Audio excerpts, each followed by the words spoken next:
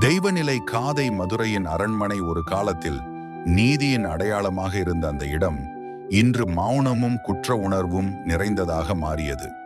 நெடுஞ்செழியன் அரசன் நெடுஞ்செழியன் நான் நீதியை தவறாக வழங்கினேன் என்று சொல்லும்போது அவனது குரல் நடுங்கியது. அரசன் அருகே நின்ற அரசி தன் கண்களில் கண்ணீர் ததும்ப, ஒரு நிரபராதன் உயிர் போனதற்கு நாமே காரணம் என்று சோகத்தில் சொன்னாள். அந்த ஒரு தவறு, ஒரு தீர்ப்பு முழு அரச வம்சத்தின் மனசாட்சியை சிதைத்தது. கோவலன் நிரபராதி என்பதை உணர்ந்த அந்த நொடியில் அரசன் அரசி இருவரும் குற்ற உணர்வின் பாரத்தை தாங்க முடியாமல் உயிர் விடுகிறார்கள்.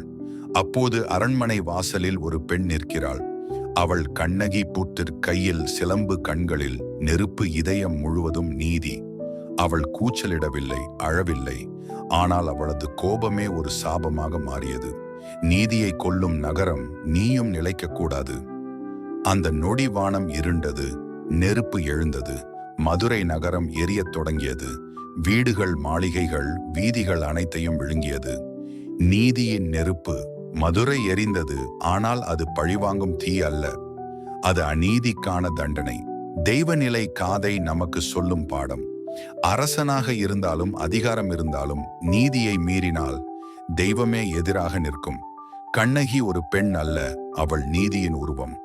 அவள் தெய்வமாக மாறிய தருணமே தெய்வநிலை காதை.